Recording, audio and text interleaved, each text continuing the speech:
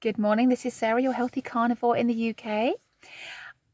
I'm going to try and I've thought of so many things to chat about that I'm just going to keep going.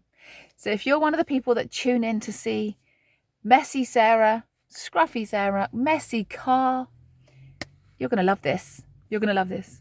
I've been using this car more and more for work over the little red car, and now this car is turning into the same shithole that the other one is. I am going to talk about lots of different things today. I've thought about at least 3 or 4 topics. Now, I did promise you that I was going to take a photograph of the inside of my wardrobe to show you how miserable it is. The reason for that is because, I'm sure many people can relate to this. If you are carrying more weight than you want, you tend to wear a lot of darker clothes. Let's pop it in there now, very quickly. You can just about see my sequin top there, but that's misery, right? That is dark misery. When I got married, I used to wear lots of bright, colourful clothes. Every day was an occasion because I wasn't normal weight, but I was certainly a lot slimmer and fitter and healthier and younger than I am now. And so I used to wear lots of brightly coloured clothes. That's my goal. So I promised I'd take a photo. That's now been stored, and we're going to do a side-by-side 1 year later wardrobe comparison to show you what kind of clothes I'm wearing now that I've been a carnivore for 1 year. The next thing I want to talk about is the mainstream media are at it again, putting people off the meat. Of course they are. This time, unsurprisingly, it's the BBC. Now, I'm pretty sure most of you have heard of the BBC, and if you're in the UK, you'll know that you're paying many of us, not me, I stopped about 4 years ago, paying a TV license fee that's supposed to be for all TV, but it originated because of the BBC, because there wasn't any advertising or commercials in their TV programs. They asked the British public to pay for the service of being brainwashed with their biased shit. In our house, we have lots of different names for them. It's supposed to be the British Broadcasting Corporation, but in my house we call it the Biased Brainwashing Corporation, or it should be like the BBPCBS, like the Biased Brainwashing Propaganda Service. Okay, and today they've come up with a real humdinger. Check this out. Some reporter, don't know what his name is, don't care what his name is because he's irrelevant in my life, but he's saying we've figured out what food to avoid for gout. Of course you have. We don't need to go into this article very much further to see the bullshit turning up. Here's their recommendation. Avoid seafood and meat. What a surprise. That's done. Don't listen to the BBC. They say eat more healthy whole grains, fruit and vegetables to avoid gout. Brilliant. So that's the news of the day sorted. I think they're still pushing out propaganda, and I think they're trying to stop us eating meat because the powers that shouldn't be know it's so healthy for us and they want us to stop. That's that topic done. Don't listen to the BBC. We have expressions for them in our house that are unrepeatable on live YouTube videos, so I'm not going to say what I normally call them, but it's bad. Next topic of the day, I wanted to talk about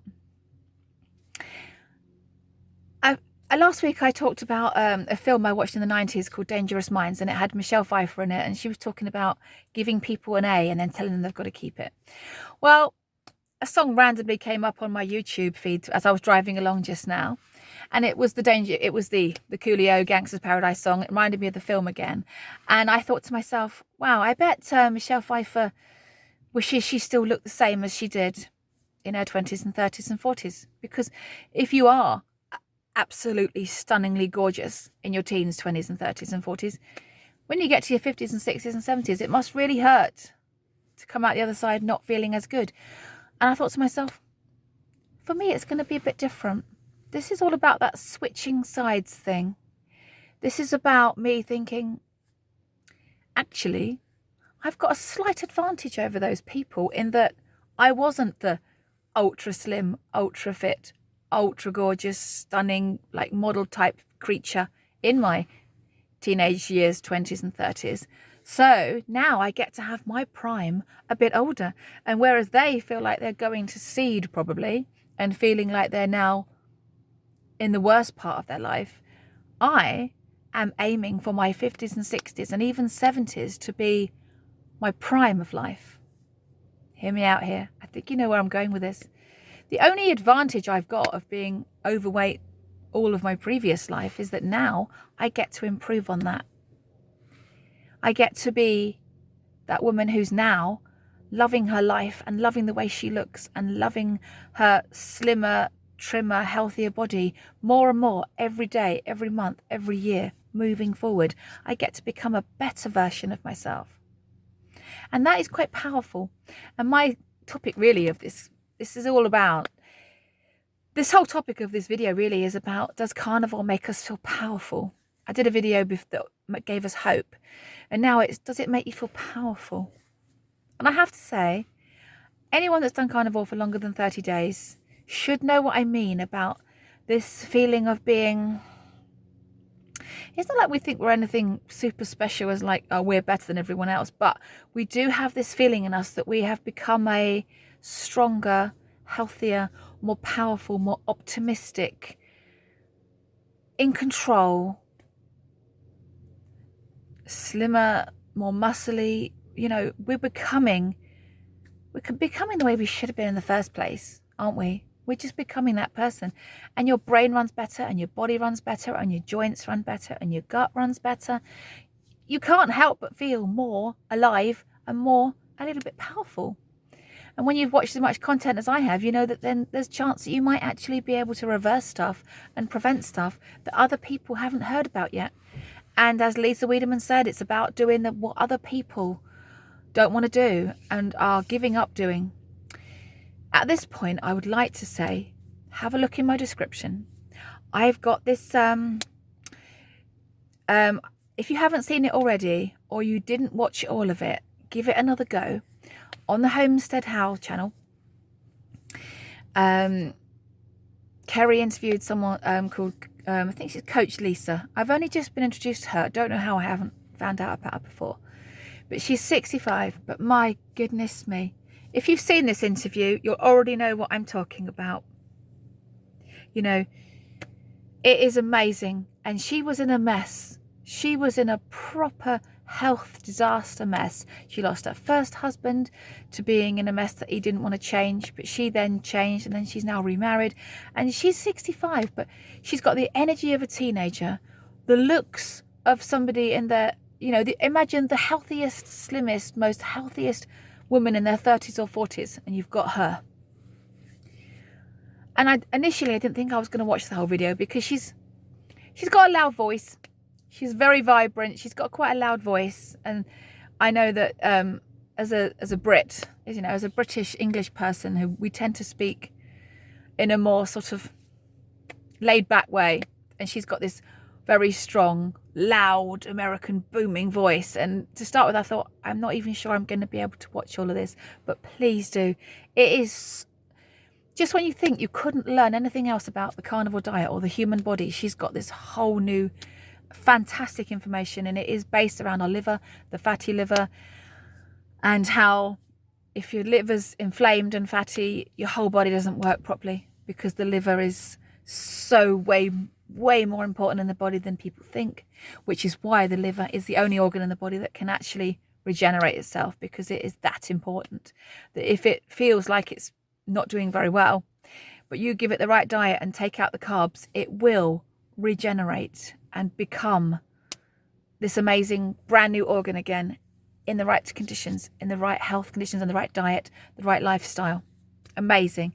Please do watch that video, because I was sitting there watching it this morning, and I wasn't even going to watch it first thing this morning, because normally I'm there, it's still dark, a bit cold, I'm still just waking up.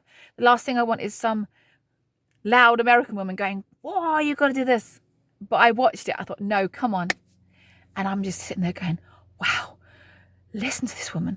Listen to what she's saying. Wow, look at her. Oh my gosh, look at her. And I'm sitting there thinking, I'm 48. There's quite a long time. I mean, am I right in thinking? Quick math, 17 years. Is that right? If I'm wrong, sorry. not that powerful as it turns out. But, you know, I've got a good 10, 15, 17 years before I'm in her, you know, stage of life. And there's hope for me. You're telling me I'm going to do carnivore for 70 years and not look considerably better and feel considerably better? I want to be a coach when I'm in my 60s now. I actually want to be a carnivore coach now. Not now. Not now. Probably when I've been doing it for longer than I've been messing about, if you know what I mean. When I've been doing this properly for longer than I was messing about, when I've been in this whole space for 20 years, 10 years of messing, 10 years of doing, I want to be her. I want to have a coaching channel. Whatever that looks like, whatever that means. I want to retire from working in schools and become that person. But yeah, carnivore making us feel powerful. Let's talk about that for a minute. Let's talk about that. And please don't think I've got some massively high ego saying that. I'm just saying when your body runs better and your mind runs better and everything's working better and you're thinking clearer and faster and you have no brain fog, you can't help but feel like a better human. And yesterday I just felt really powerful. I did. I made a mistake at work yesterday. I forgot to read one of my emails and I was in the wrong place at the wrong time, and a member of the senior management team had to come and find me and find out why I hadn't checked my emails today. And the old Sarah that's laden down with sugar with brain fog would probably have cried. I probably would have cried. I'm in the wrong place. I'm going to get called in. I'm going to get called in by the management team now. I'm going to be in trouble. It's going to go down on my log for not being in the correct department at the right time. What was I like yesterday? Hey, whatever. I'm coming over. I'm in there. I'm great. I don't care. Sack me if you want. I'll get another job. I've been sacked before. Twice in 2021 for having different opinions and being rubbish. Sack me. I'll start again. And I just thought, wow, what a mindset I've got. This is day 83, right? Day 83, is that right? I'll check that at the end. I'm thinking, gosh, I am so... not cocky, but so happy. I wake up in the morning and I'm going to a very tiring, difficult job and I'm just happy. I've got this new thing I'm doing now. Now, I don't know whether I'm just... anyone I see now, I'm like, hello. So I'm going to get punched at some point, I think, because I'll be in the shower and somebody will walk in at home and normally I'd be like, oh God, why are they in here? What are they doing in here? And I'm like, hello, all right, how are you? All right? And then it's still early in the morning and they're probably thinking, God, why is she so annoying? Why is she so cheerful? It's because my brain is running better. I'm not in the brain fog anymore. I feel fantastic. And yes, still doing it forever. And yes, I've got some short, medium and fantastic long-term plans. And now those long-term plans do involve carnivore coaching. I'm not going to keep mentioning it because I need to get to a good 5, 6, 7 years of absolute strict before I can even imagine even thinking about that. But it's something nice to work towards. I've got some short-term goals, medium-term goals. What are my short-term goals? Getting to 100 days, having some interviews, maybe getting to 125, 150 days and revisiting the Dave Mack channel and saying, I'm there now. I do apologise for the last interview we had. I know I was skirting around the issue and some people probably thought I was promoting cheating, but I'm there now. I am there, Dave. I am there with you. This is going to be a banger this time. This is going to be good. Yeah. I have thought of other things. Yesterday, another episode of Carnivore.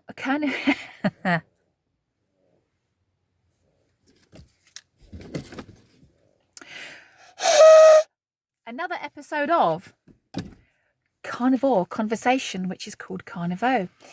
Yesterday, chatting to somebody, won't say how I know them, won't say where. Though it doesn't take much working out to know that it's someone I work with. I hope they see this video.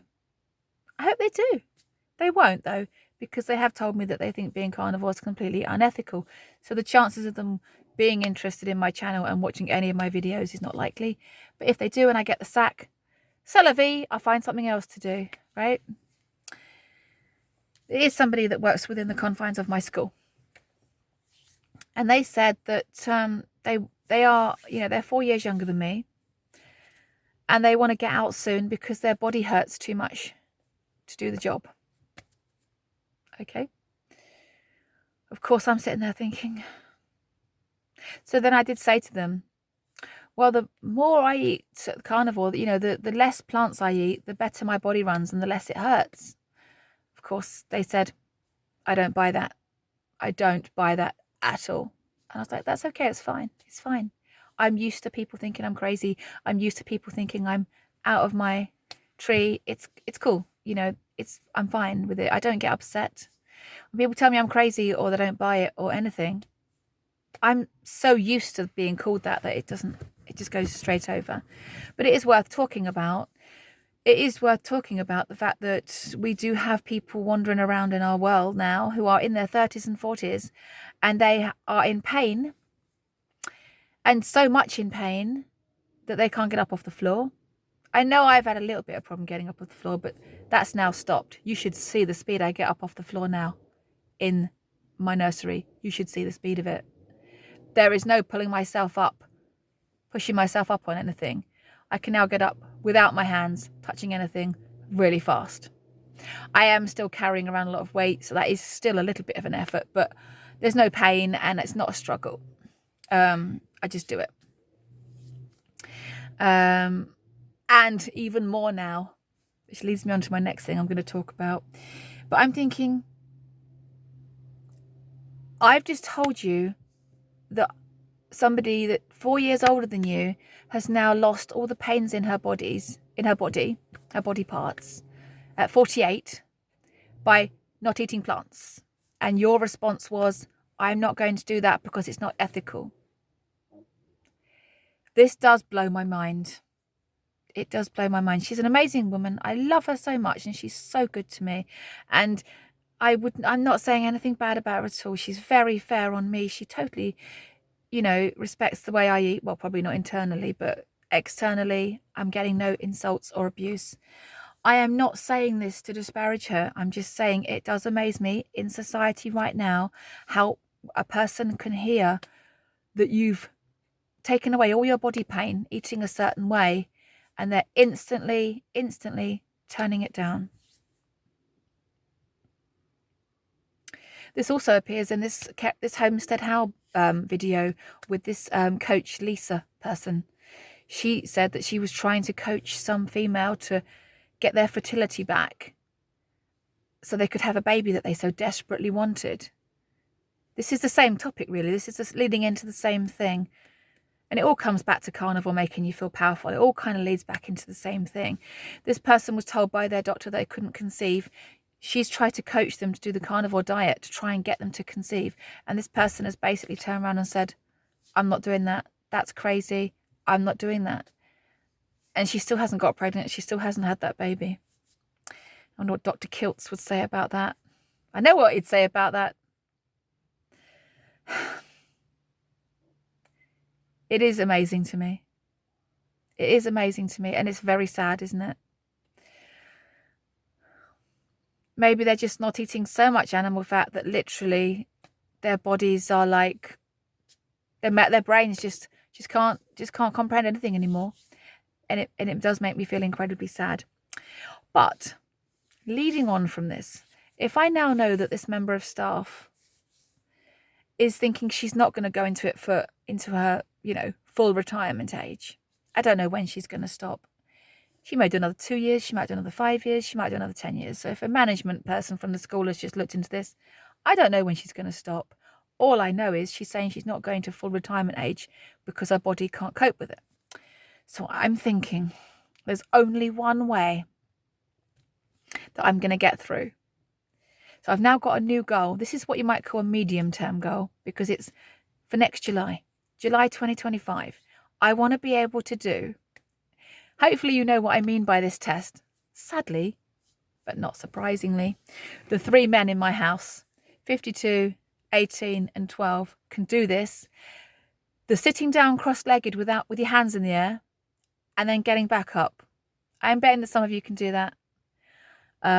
Supposed to be a sign of longevity, and it's certainly something that I cannot do right now. I can't do it.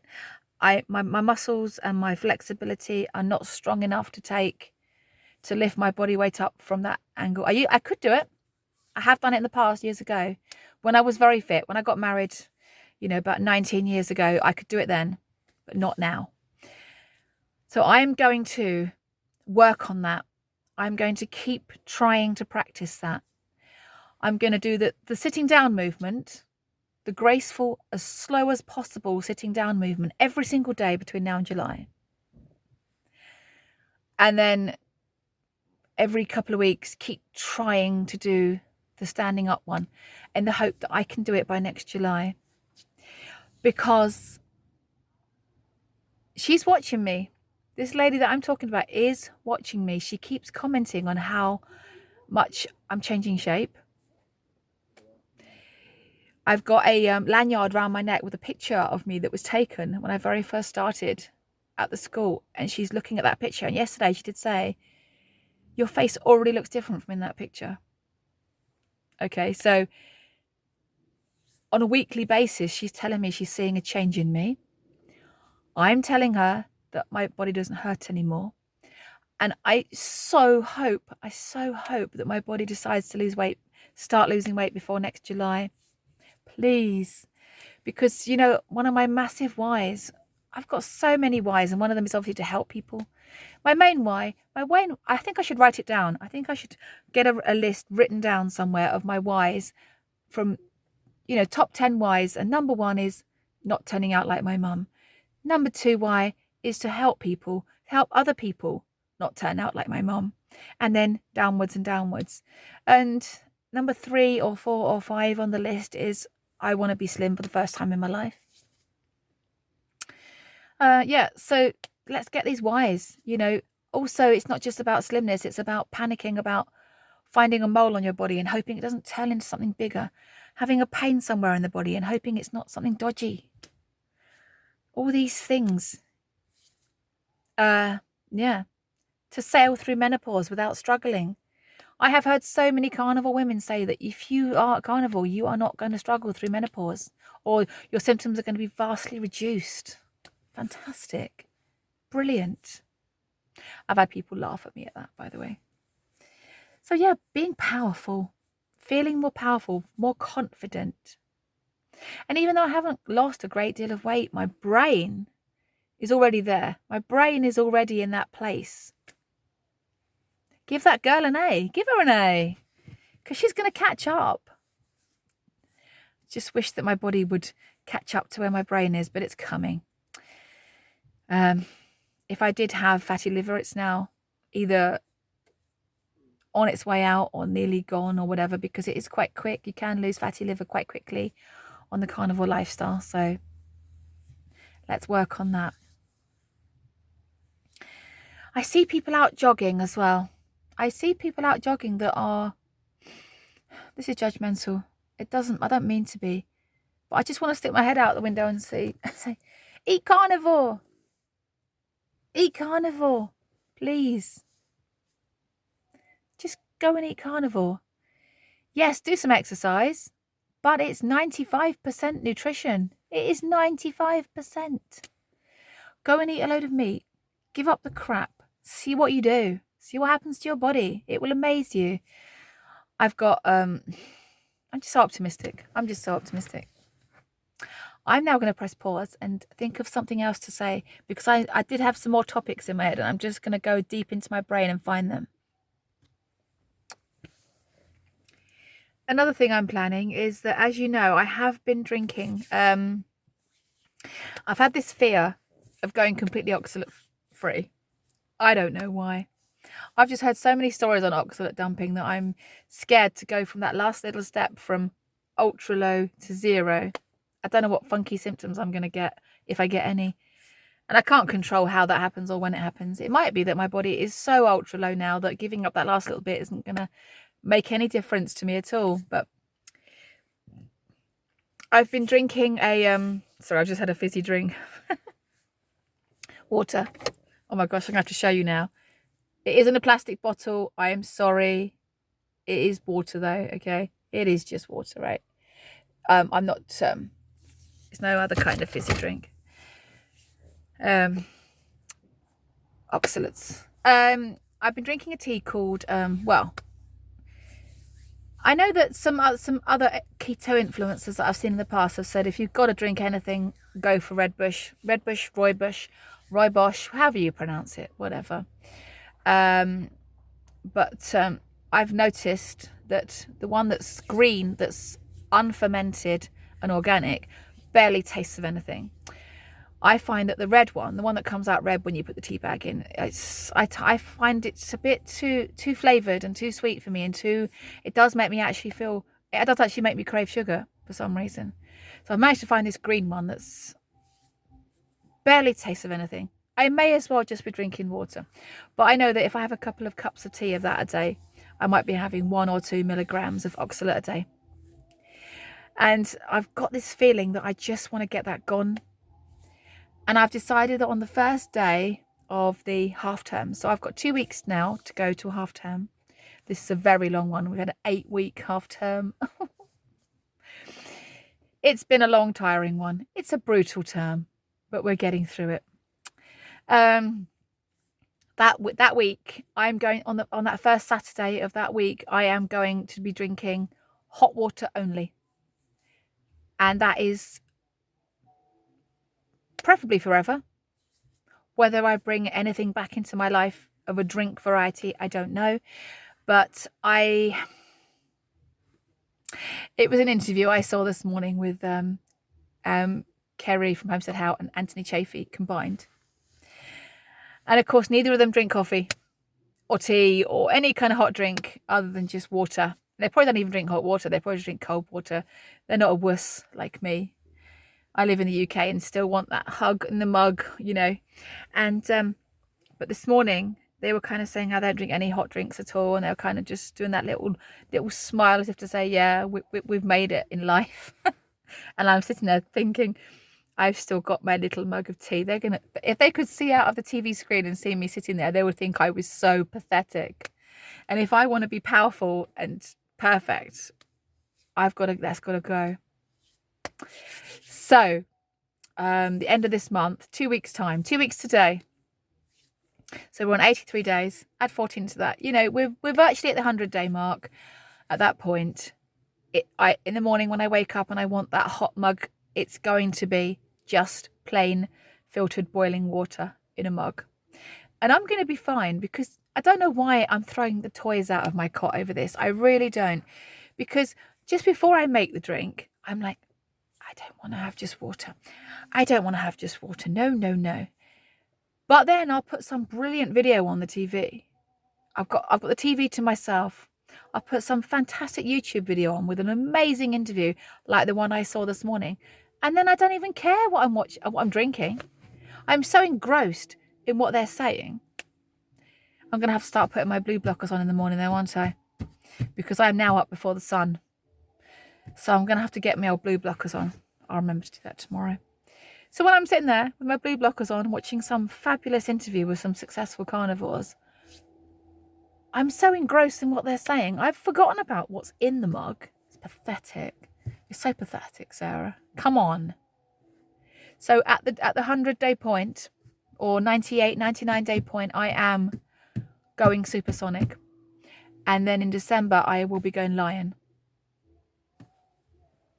It's happening. I've made the mistake of going too hard too early before. I've made the mistake of trying to do these things on the first day or the first week or the first 30 days and then it being too much. I had to wait until I was ready. I'll let you know if I was ready, because if it gets hard or I can't do it, I will just say, no, sorry, move to lion a bit too early, going back to mixed. It's still not time. I'm still too early, okay? But the plan is right now that I'm only drinking water as from 2 weeks time today, and only consuming beef in December onwards for as long as possible, to give my body that really strong healing time. I don't know whether you can hear music. I can't say anything about the music because I play really loud music in my car, and I think it's the meat. The meat makes me feel really young. So when I'm driving around my car, I still think I'm 17. It's embarrassing. This is another thing we should talk about, really. I like to drive around with really thumping loud music, like as if I'm some sort of teenage chav. Okay, you know what chav means? It means just someone that drives around with music on in their car, really, really loud and thumping. I've got to have the body to match that, because at some point I am going to turn up somewhere with music on, because in my head I'm still 17. Okay, 19, right? Let's go with 19. In my head I'm still 19, right? Then you look in the mirror and go, yeah, no, you're not 19 anymore. But when I turn up somewhere, I need to be getting out of my car looking hot, right? Looking hot. So next summer, I need to look hot. Or as hot as possible with a body this damaged. I would like to say, though, we don't know how long healing is going to take for us. And just in case anyone thinks I'm bullshitting when I say that it can take at least 3 years to heal, I do know several people who took a long time to heal. And one of those people has found my channel. There is somebody in my viewers list one of my subscribers, who has reached the 3-year point without any weight loss. So before you start commenting and saying it's bullshit that it should take that long, if you're eating just that person that lied to me, that person that called me out last year as a liar, saying if you're eating just meat and water, the fat's going to fall off you. Ask one of my subscribers, one of my viewers that mentioned that she's been doing it 3 years. She feels fabulous. She's stayed for the health benefits. She's staying because she feels incredible. But yet the body hasn't yet decided it's ready to heal yet, and it's still not losing the fat. Which is frustrating, but it is what it is. But that person that said you're a liar because if you were eating just meat, the weight would just literally fall off you, I would say no. I'd like to know what sort of time frame that person is thinking about, though. That one that called me a liar.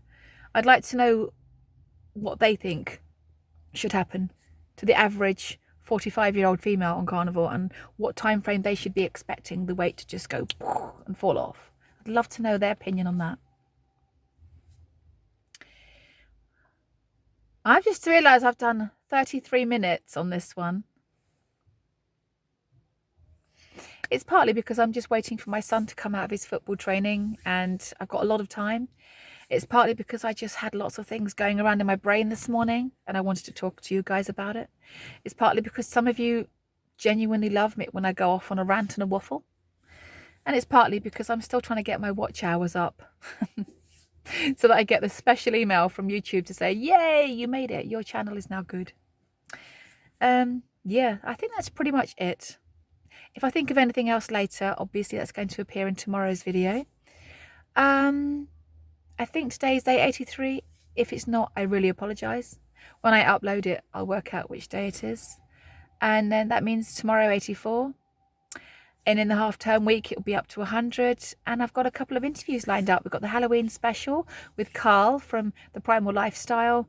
And I've also got one with Christy with Meeting Wellness. She now wants to interview me now that I've managed to do 100 days. So we can, you know, talk about that. And then when I get to a year, I'd like to be re-interviewed by her and Dave Mack and talk about how I've managed to go from messing around to not messing around. Yeah. I am genuinely excited. Oh, let's talk about one other thing. I just thought of something else this morning. 2 more things. Oh gosh, I did think of 2 more things this morning. If you've made it this far and you're still going, you are a champ. Because I'm betting there's probably about 5 people left now. So I'm going to tell you, last 5 people, a little story. 1, I still have no itchy skin. For those of you that have seen my channel before, you'll know that in the autumn, after I've allowed myself to get really tanned, When the tan starts to fade, and that's normally around October, I get hideously itchy skin after a shower. And it's been happening since I was a teenager. So this has been happening since before I met my husband. So this is a long-term thing. So for the person that said, is it anything to do with oxalates? I don't know. I think it's probably more likely to do with seed oils in the skin. But whatever it is, it's not happening to me right now. I'm going to wait until the end of the month before I make that absolute declaration that, hey, I'm not getting that horrible itchy skin anymore. Yeah, the last thing I want to talk about is that my husband, my husband again. My husband is a massive fan of the takeaway. I don't know what you call it in America. Is it takeout?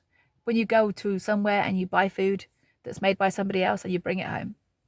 And he likes a particular country for that particular thing. I'm not going to say it because some of you might then want to go and eat everything I'm just saying. So I'm not going to say which takeout he likes the best. But he used to get quite upset if we didn't eat together on this thing. It's back to the eating together, back to the changing things. He really wanted to have this particular thing, and because of the loving wife I am, I'd have it with him because he didn't want to have it on his own and sit and eat it on his own. He has finally accepted that if he wants to consume that thing, he now has to have it alone. I'll sit with him and watch him eat it, you know. Happily go and buy it for him. Happily go and buy it for him. Sit next to him, watch him eat it. He doesn't have to be alone, but I'm not sharing in that food. And a couple of nights ago, he had some of this particular food. I personally think it's up there as one of the worst takeaways you can get. But like I said, he knows about carnivore. He knows what to do if the shit hits the fan, which I think it possibly might do for him at some point. He hasn't got a very sweet tooth, though. So I'm hoping that's probably what's delaying him being sick. But let's see how it goes. But he knows that his wife wants to fix him, and let's hope that he goes with my recommendation. But this morning we revisited that particular takeout food, and I said to him, I'm so glad that you've accepted eating that particular food on your own. I'm so glad you have accepted that, because I'm never having it again. And it felt really powerful to say it. Back to the powerful again. It was really powerful to say it. I must admit, I did feel a slight twinge of, Laura Spath says, you do have to go through a very slight grieving process because you are now not having ever again the things that you used to absolutely love having. And there's going to be a little twinge of, wow, that's a big commitment. But I meant it. I absolutely meant it. I said, I'm so glad that you don't mind having that on your own, because I'm never eating that food again, ever. And now that I know the real dangers of seed oils, and I know that that particular food is crammed with seed oils, I try to drop hints about the seed oils. I try to drop hints that it might not be ideal, but he's a grown man. He can choose what he wants to eat. He can choose. He's done keto before. He knows what it's all about. He can go back to it at any time. But it felt so powerful just saying, I'm never eating that again. So if you do want to keep consuming that particular type of food, you're going to have it on your own. And he said, yes, I know I've got to have it on my own. I know you're not having it. Amazing. It's amazing. It's amazing what's happening to me. It is amazing what's happening to me. I've managed to talk for 40 minutes. Hopefully something I said was interesting. Hopefully there's still somebody left listening at this late stage in this video. I think Tanya's still here. You're still here, aren't you, Tanya? I love you. And we're going to that meetup. Whether I've lost the weight or not, I am still going to that meetup, and I cannot wait. Love you, girl. We're going. Right. I really must go and pick up my son now. Loads of people seem to be going, and I haven't been in to collect him, so he's probably thinking, should I wait for Mum? Should I go and find her car? So I'm going to go. If you get some sun, enjoy it. eat your meat, drink the water, and just thrive, be powerful, be that human being that we should really be. And thank you so much for watching. And at 40 minutes, I'm signing out. Thank you for listening. Take care. Bye.